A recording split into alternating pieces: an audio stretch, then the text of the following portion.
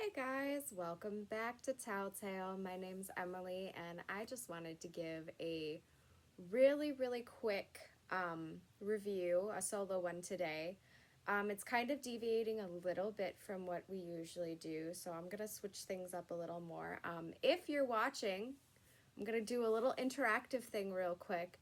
If you can post a quote from a book or a poem in the comments about what the weather is like outside, just so we know, what you're dealing with today and how it's going. So just a quote from a book or a poem that describes the type of weather you're having today. If you can post that in the comments, I think that's a little fun thing to switch it up so everybody can kind of interact and hang out with us today. So you guys know what my weather is like. It's kind of misty today. We've really been needing some rain because my garden's looking a little sad after having some really weird, like super cold then super hot stuff. I was having a bit of a hard time, but it looks a lot better today. So getting a little rainy mist today over here. So yeah, I'm just gonna dive right into it then. So the book I've been reading, it deviates a little bit from what we usually post. We usually post a lot of more obscure or underrated classics. Today I'm actually gonna do a contemporary one, mainly because I think it's really relevant right now, especially with COVID going on and everybody trying to adapt. Things are starting to open up here in my state again. We are no longer doing the safer at home.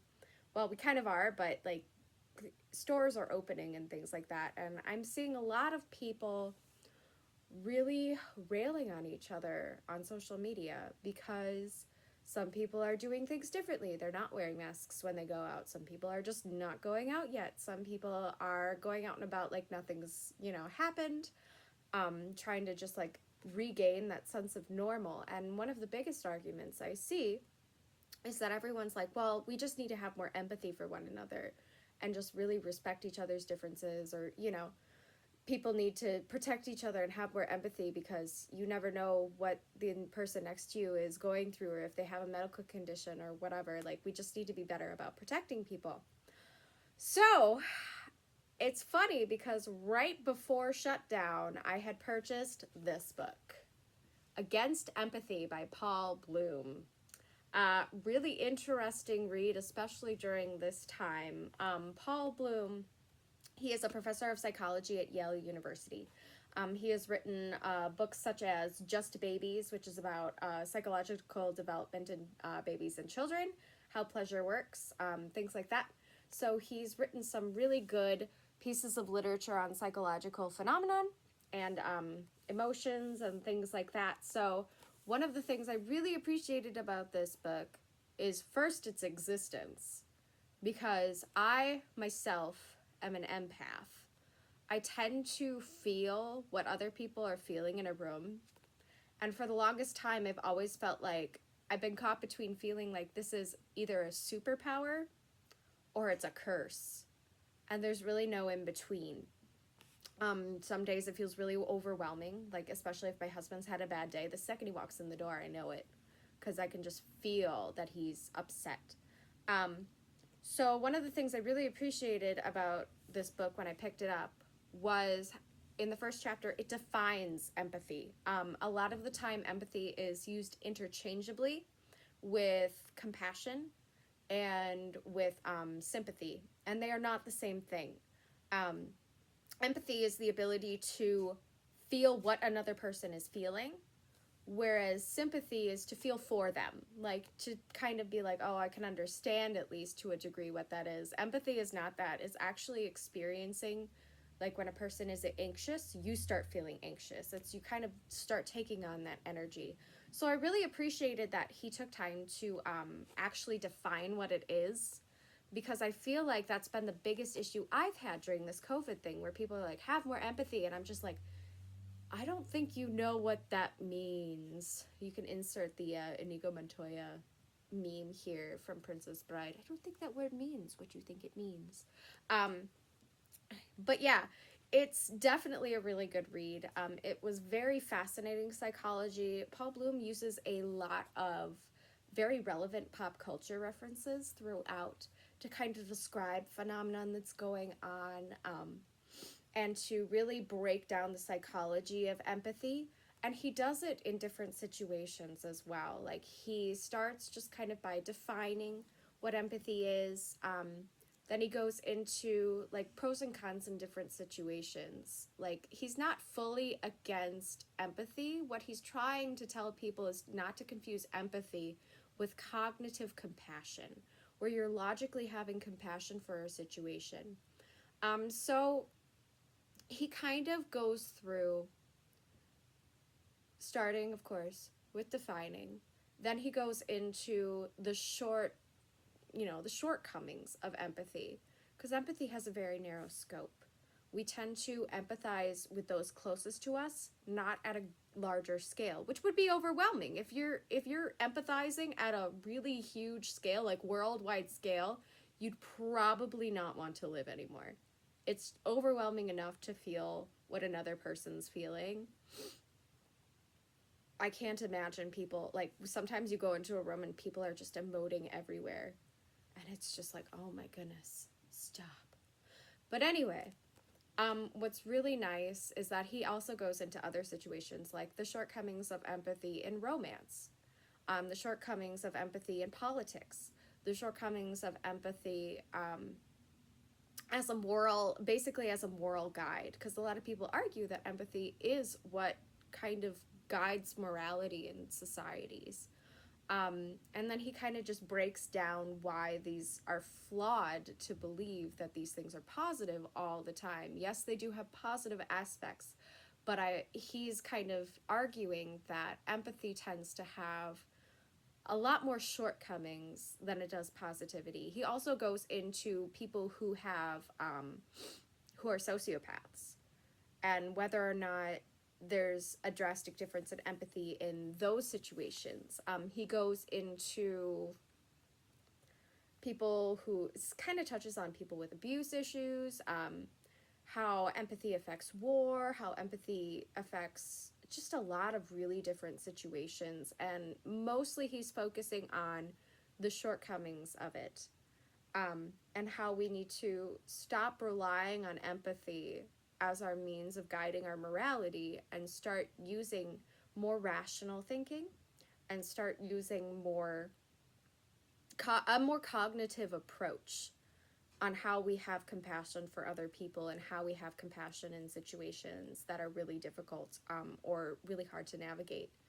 And I think that's super relevant right now, especially with COVID. Like, we're all dealing with that. We're trying to figure out how to have compassion for our fellow man and protect ourselves, but also protect each other, or whether we even should be responsible for that on an individual level. Because I feel that is important. We should take responsibility not only for ourselves, but for the greater good of the whole. And not everybody feels that way, because we were raised in individualist societies that tell us, we should do what feels right for us.